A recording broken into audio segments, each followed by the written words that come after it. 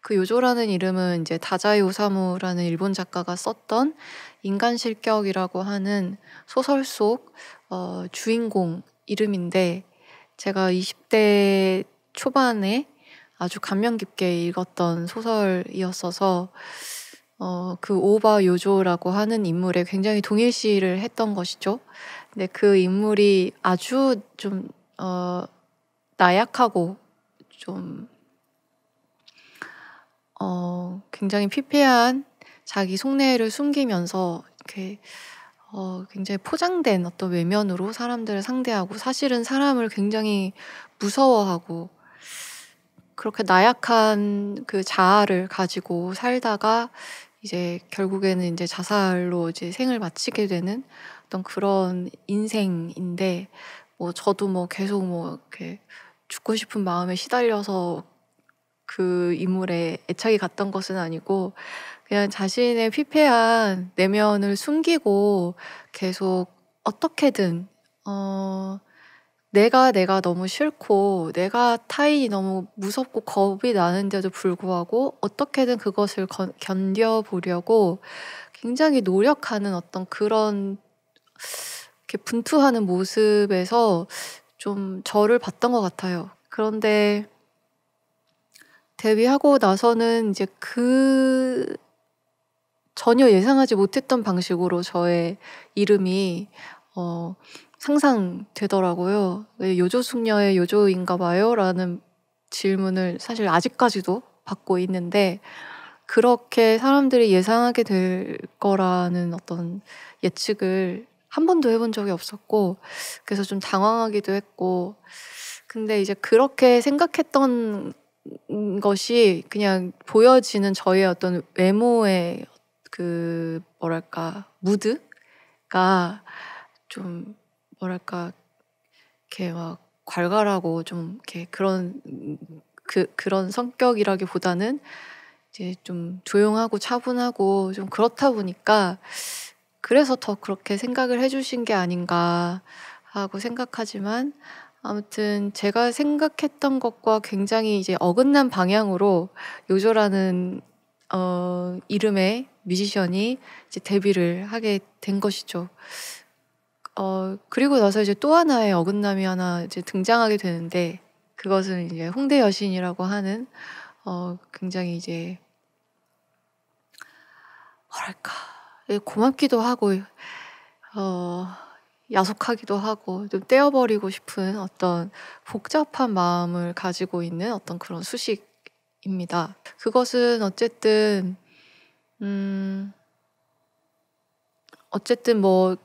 뭐 이렇게 좋은 마음으로, 예, 이렇게 그렇게 막 굉장한 아기로서 시작한 수식어가 아니라는 것을 잘 알고 있습니다만, 이제 어쨌거나 그것이 주는 저의 한계가 계속해서 생기더라고요. 예, 이를테면 이렇게 다음 앨범을 준비할 때 정말 내가 고심해서 만든 음악이니까 이 음악이 정말 잘 전달됐으면 좋겠다. 내 음악에서 얘기하고자 하는 메시지가 너무 잘 전해졌으면 좋겠다. 그런 마음으로 이제 앨범들을 발표하면 언제나 주목하는 것은 이제 얼마나 그 사이에 얼마나 예뻐졌는가? 그러니까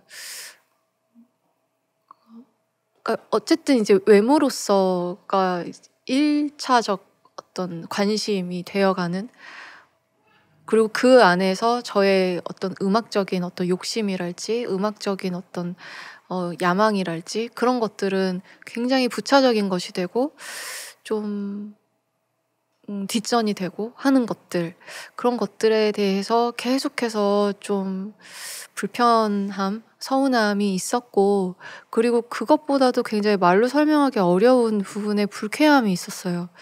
근데 저조차도 그것을 설명하지 못했고, 모르겠어. 근데 나는 이게 너무 듣기 싫어 라고 얘기하면 다들 저를 나무랐죠. 다 너 좋아해서 하는 말인데, 배가 불렀구나. 이러면서 뭐라고 하고. 그러니까 저는 점점 이제 그 말을 안 하게 됐죠. 저의 불쾌함에 대해서 드러내지 못하는 어떤 상황이 되다가 음 뭐랄까 어떤 강남역 살인 사건 이후에 제가 이제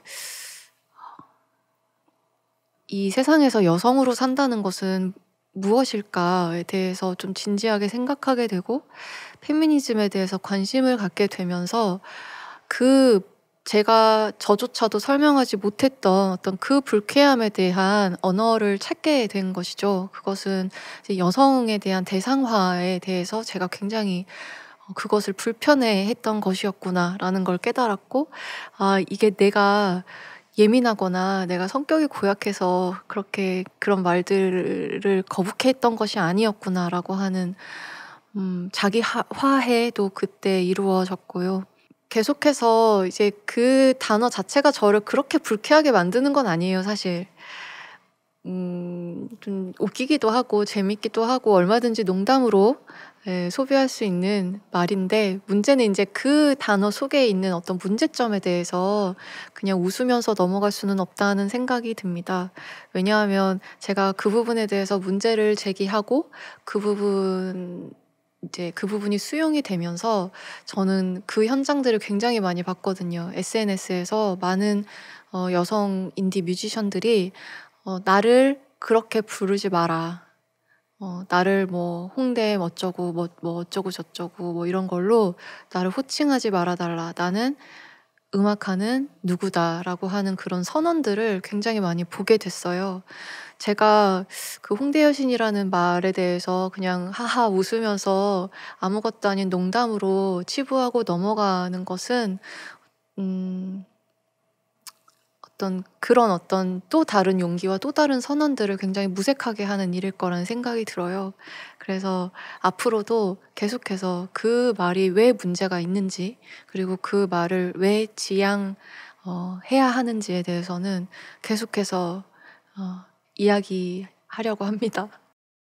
요조라고 하는 어떤 브랜드가 철저히 나만으로 이루어진 존재가 아니라는 걸 깨닫게 됐어요. 이를테면 뮤지션으로서의 요조를 놓고 볼 때 그 안에는 저만 있지 않고요. 요조라는 어떤 사람을 만드는 다른 사람들이 있어요.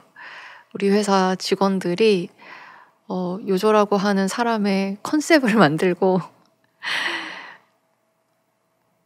그 컨셉에 맞춰서 이렇게 비춰줬으면 좋겠다라고 얘기하면서 머리를 만지고 옷을 입히고 메이크업에 관여하고 그리고 그 요조의 행보를 매니징하고요. 물론 나를 가지고 움직이는 일이지만 내가 이렇게 보여지고자 하는 모습, 그리고 내가 이렇게 구체적으로 하는 어떤 행보에 굉장히 적극적으로 개입하는 것이죠. 그래서 그것은 그렇게 생각하며 요조라는 건 온전히 나만으로 이루어진 것이 아니라 나 플러스 또 다른 사람들의 노력으로 다 같이 만들어진 어떤 존재라고 할 수 있을 것이에요. 그래서 그렇게 보면은 요조는 물론 내가 대거 들어가 있는 존재이지만 나로만 이루어진 존재는 아니다. 그래서 옛날에는 신수진이 요조고 요조가 신수진이다. 그런 얘기를 굉장히 이제 질문을 받을 때마다 하고 다니곤 했지만 지금은 그렇지 않아요. 지금은 나는 요조이지만 요조는 내가 아니다. 약간 그런 관계가 된 것 같습니다. 신수진이 요조에게 받은 영향이라고 한다면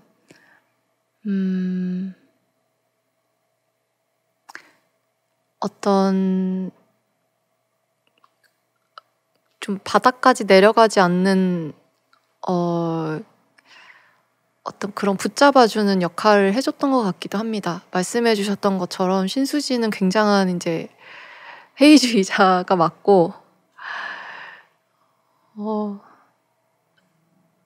대체로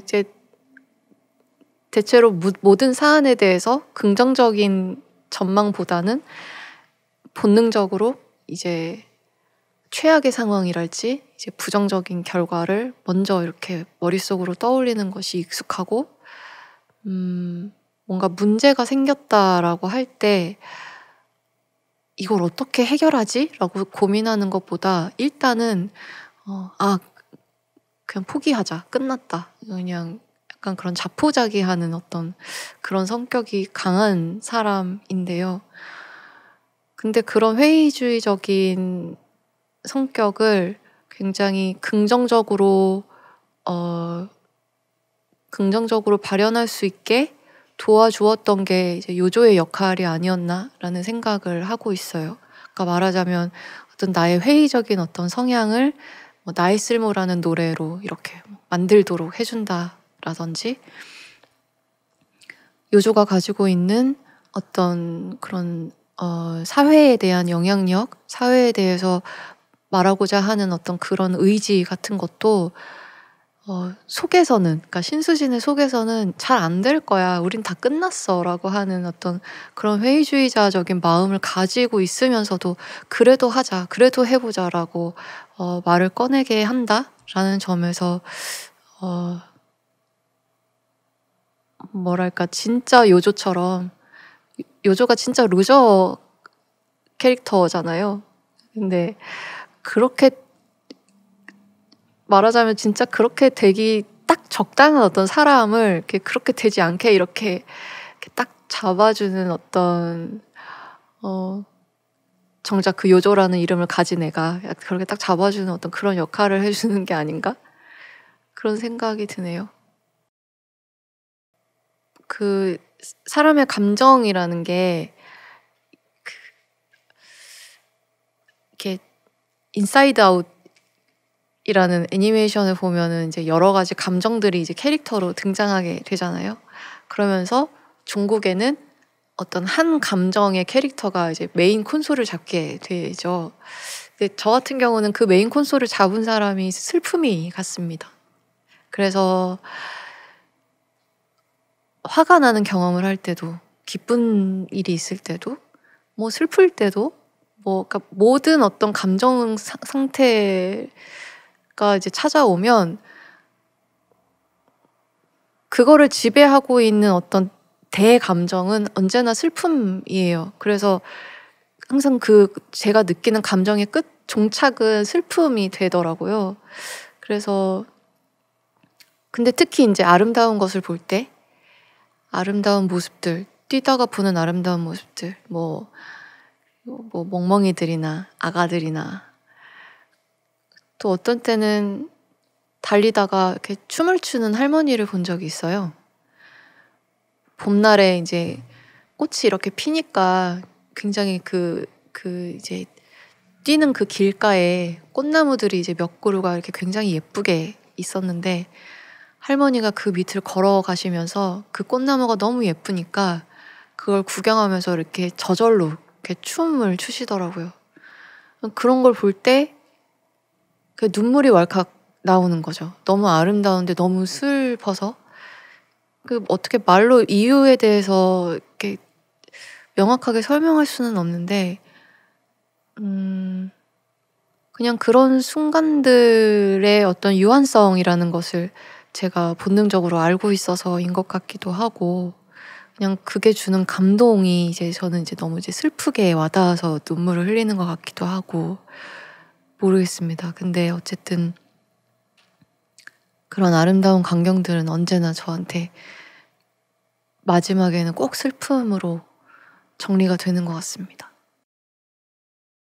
제가 제 주변 사람들하고 지낼 때 항상 누군가에게서 본받고 싶은 점이 있을 때, 나는 저 부분을 꼭 본받아서 나도 열심히 흉내내면서 살아야 되겠다, 이렇게 생각할 때도 있고, 반대로 저 사람의 저런 부분은 꼭 나도 흉내내지 않게, 따라하지 않게 조심해야지 라고 하는 반면교사로서의 어떤 케이스가 있는데, 그것을 일일이 다 이렇게 말해주진 않아요. 특히 이제 후자의 경우에 나는 너의 이런 점은 내가 정말 흉내내지 않을게, 약간 이런 식으로 알려줄 수는 없으니까.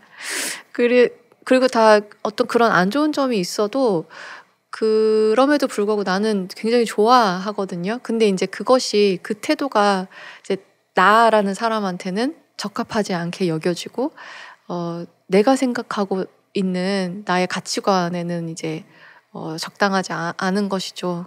그래서 이제 주변의 사람들과 이제 재미있게 어울리면서도 그냥 '아 저 부분은 정말 열심히 흉내내고 싶다. 저 부분은 진짜 좀 내가 따라하지 말아야 되겠다.' 약간 이런 어떤 생각들을 이렇게 속으로 음흉하게 좀 많이 하는 편입니다.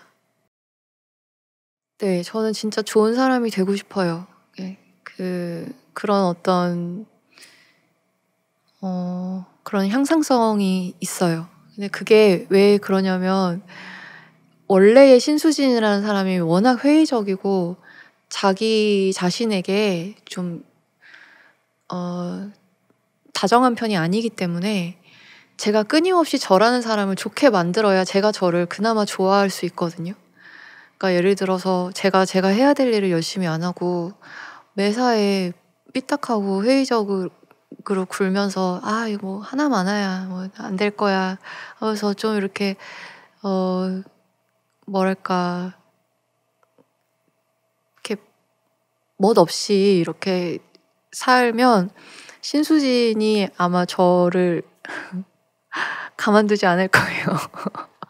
그래서 그래서 되게 더 좋은 사람이 되고 싶어 하고 더 배우고 싶어 하고 더 나은 사람이 되고 싶어 하는 것이 물론 그게 옳은 일이기도 하지만 어쨌든 내가 나를 그렇게 쪼끔은 더 나은 사람으로 이렇게 만들어 가는 것이 내가 나를 좀 덜 미워하게 하는 굉장히 좋은 방법이라는 걸 제가 깨달았기 때문에 진짜 저는 절 위해서 하는 게 좀 큰 것 같아요.